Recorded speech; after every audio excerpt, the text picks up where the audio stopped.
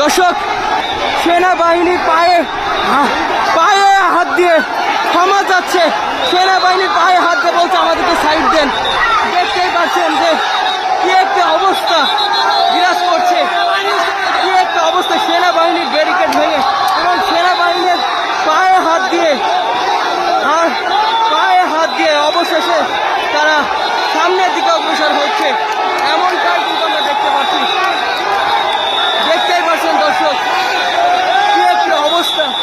দেখতেই পাচ্ছেন যে সেনাবাহিনীর সাথে কি একটা ভালোবাসা, লক্ষ্য করলে দেখতে পারবেন কি একটা অবস্থা। দর্শক, অবশেষে এই সেনাবাহিনীদের কেউ বা বুকে জড়িয়ে নিচ্ছে, কেউ বা পায়ে হাত দিচ্ছে, কেউ বা সালাম করছে, যেমনটা আমরা দেখতে পাচ্ছি। দর্শক, দেখতেই পাচ্ছেন সেনাবাহিনী সরকার আওয়ামী লীগ থাকলেও বিশ্বাস নাই, বিএনপি থাকলেও বিশ্বাস নাই, কারণ আমরা সেনাবাহিনী সরকারকে বিশ্বাস করি। এই সেনাবাহিনী দেশের কল্যাণের জন্য যদি বিএনপি আমাদেরকে আঘাত করে, আওয়ামী লীগ আঘাত করে, সেনাবাহিনী আমাদেরকে উদ্ধার করে।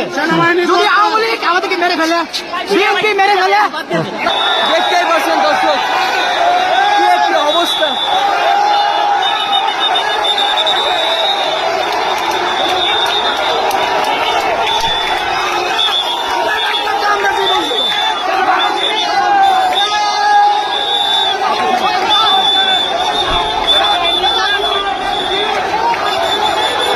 দর্শক, অবশেষে সেই সেনাবাহিনীর ব্যারিকেড ভেঙে এবং সেনাবাহিনীর পায়ে হাত দিয়ে মিনতি জানিয়ে তারা সামনের দিকে অগ্রসর হচ্ছে।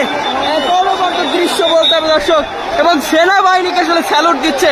আপনারা দেখতেই পাচ্ছেন যে সেনাবাহিনী যে কর্মকর্তারা আছে তাদের হাত ধরে, কেউ বা আসলে তাদের পায়ে পড়ে, এবং এক কথায় পরিস্থিতি একেবারে আন্দোলনকারীদের পক্ষে, যেমনটা আমরা দেখতে পাচ্ছি। এবং সেনাবাহিনী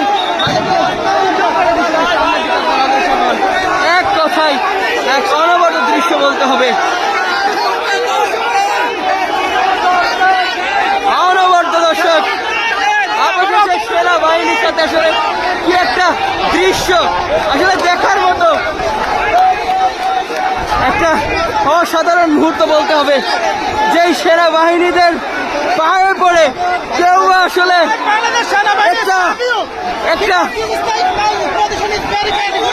একটু দেখবেন দর্শক, কি একটা অবস্থা। এমন হাজার হাজার আন্দোলনকারীরা তারা সেনাবাহিনী ব্যারিকেড ভেঙে